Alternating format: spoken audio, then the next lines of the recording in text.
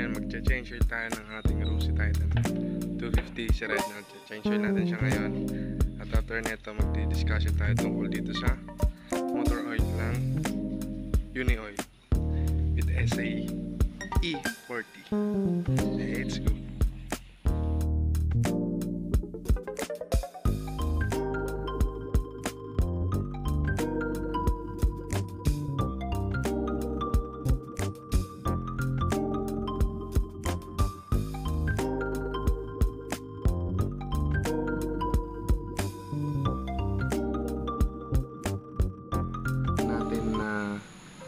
Ma-drain yung ating langis. Meron tayo ditong Uni Oil. Yung gagamitin natin langis dun sa ating motor. I-discuss ko na rin kung bakit yung gagamitin natin langis sa mga nalilito SAE40. So ibang iba siya sa typical na mga na madalas nakikita. Meron tayo ditong Dura. So dito may SAE 15W40. So dito sa langis na to wala kang makikitang W na label. Ito yung SAE. Ito yung Society Automobile Engineers. So ito yung mag-specify ng viscosity ng mga langis natin. So yung viscosity siya yung magle-level ng lapot, thickness ng mga langis na ginagamit natin sa mga motor natin. Tatanong at sa mga nalilito, SAE 40 lang. So wala siyang W. So itong Uni Oil na to, SAE 40 means single graded na langis. So wala siyang multi-grade.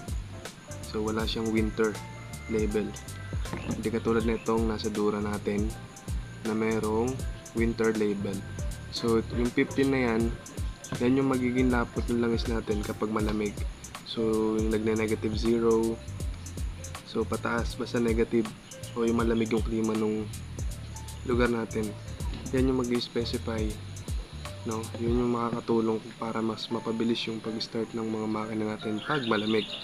At yung 40 naman, yan yung thickness. So yan yung kapal ng langis natin na magtutulong para kapag mainit na yung makina natin, yung langis ay may iipit sa gitna. Kumbaga, hindi magdidikit yung dalawang parts ng ating engine. So maleless natin yung posibilidad na magkaskasan yung mga parts. So yun yung kalagahan ng SAE o yung viscosity. So yun nga, kagaya ng sinabi ko, itong Dura ay may SAE o viscosity na 15W40. So yung 15 is for winter, yung pag malamig, pag cold start, para mas mapabilis yung pag-start ng motor. Mas mababa, mas malabnaw kapag malamig.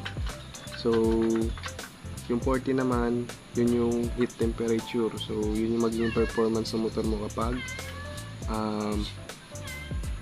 mainit na o yung maandar ka na. So yun lang is kasi kapag mainit na yung makina natin, mas lumalabnaw siya. So mas maganda, mas mataas ang viscosity kapag long ride yung mga ganyan. So sa madaling salita, dito sa Pilipinas hindi natin kailangan ng merong winter label. Although kadalasan ito naman din talaga ginagamit ko.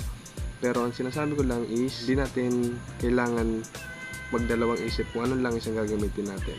So dito sa Pilipinas hindi naman nagne-negative ang temperatura. So SAE 40 pwede na to sa atin. SAE 40 pwede na to dito sa atin. Single graded. At kadalasan naman long ride tayo, mainit. Madalas mainit sa atin. At pag mas mainit, mas mabilis uminit yung makina natin. Kaya single graded, mabisa rin to. So yung 40 na to, lalabnaw pa to. So kaganda pa rin performance ng ating motor. So ngayon, sali na natin to at isa-discuss ko na sa inyo yung pinagkaibahan ng dalawa.